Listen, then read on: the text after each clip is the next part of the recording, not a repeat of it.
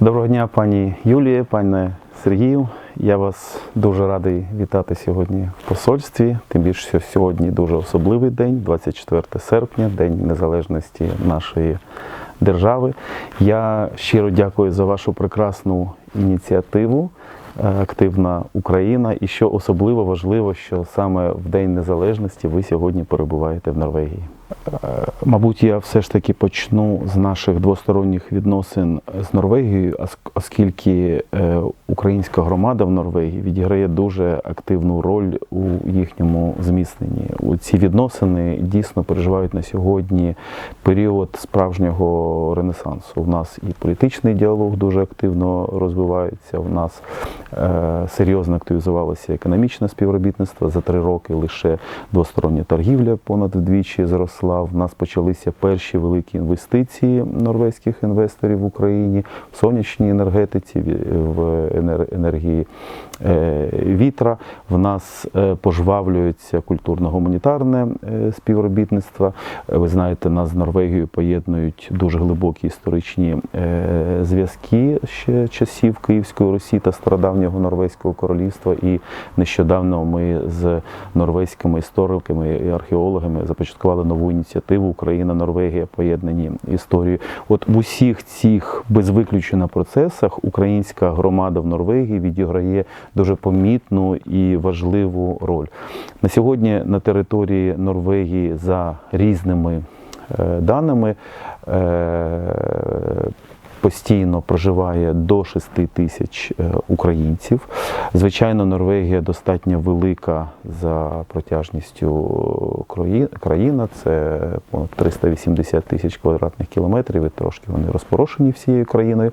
Але у великих містах, у потужних осередках зосереджені найбільші українські громади. Насамперед, це столиця Норвегії, місто Осло, це місто Берген, це місто Ставангер, це місто Тронхайм. Але навіть в таких далеких куточках, як, наприклад, на архіпелазі Свальбард, це за північним колом, там також мешкають українці. Нещодавно я мав приємність відвідати Свальбард і їхній адміністративний центр Лонг'єрбyen, і мав нагоду там зустрітися з українцями. Понад 40 українців проживають на цьому далекому куточку Норвегії. Сьогодні дійсно головний день для України і для всіх українців. І в цей день, мабуть, найважливіше, що б я б хотів сказати, щоб всі ми, кожен з нас, розуміли дедалі краще, що саме ми і є Україна, що те, що відбувається в нас в країні, те, що буде відбуватися в нас в країні, залежить від того, що ми робимо на своєму місці. Дуже прекрасну ініціативу ви започаткували, і це дійсно сприяє піднесенню іміджу України в Європі, у світі, у ці ваші прекрасні подорожі. Ми, дипломати в посольстві, ми відповідаємо за те, щоб зміцнювати наші відносини з Норвегією, з важливим партнером. У нас в Україні мільйони, в нас прекрасна країна, в нас 65 мільйонів українців, якщо рахувати всіх українців в світі. Ми можемо перетворитися на одну з найуспішніших країн світу.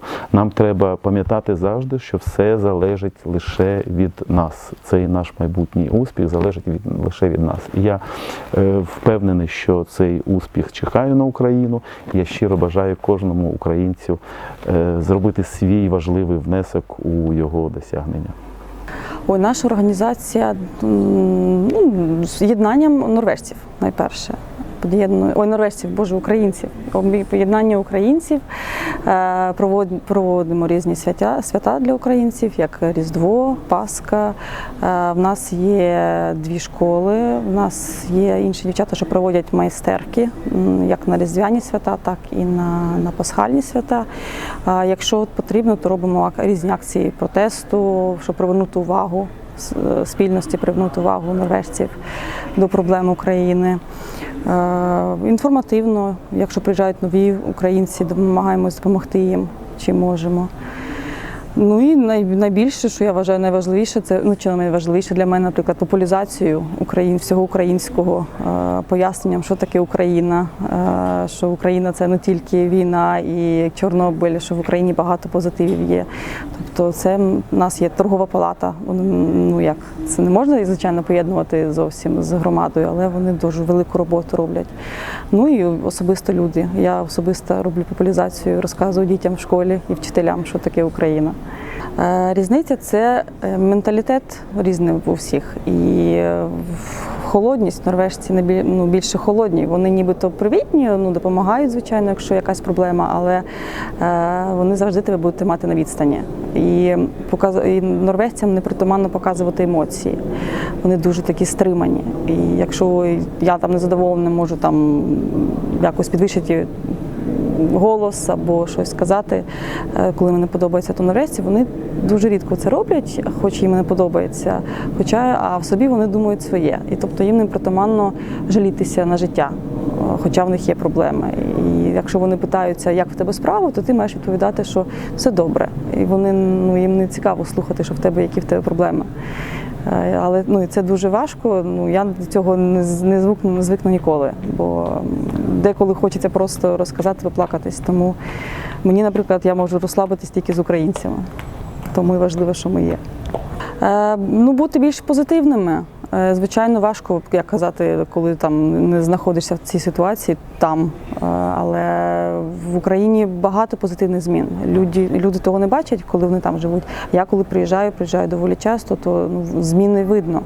І я думаю, що в Україні є майбутнє позитивно. Що в Україні більшість найкращі ІТ-спеціалісти, як так, комп'ютерні спеціалісти. В Україні, в Норвежці особливо, вони взагалі в шоці від того, і кажуть про Україну, це Україна, що це як я була кормилицею Радянського Союзу. Тобто в Україні дуже великий потенціал, але треба людям пам'ятати, що треба жити по правилах. Тобто, різниця знову між українцями і норвежцями. Норвежці притримуються, не всі, звичайно, але притримуються правил. Якщо так не можна, то так не можна. І немає такого, що правила придумали, щоб їх обходити. Тому все буде добре в Україні, але це важко. І хочеться найбільше побажання, щоб війна закінчилась. І подякувати, звичайно, мамам, сім'ям і солдатам, ті, що захищають Україну від агресора Росії. І я думаю, що все буде добре. І ми робимо тут, що можемо, щоб допомогти Україні. То, звичайно, легко казати, що ви там повертайтеся і робіть справу. Але те, що українці за кордоном роблять, це дуже важлива справа, тому що це йде вже на вищому рівні, можна зробити допомогу.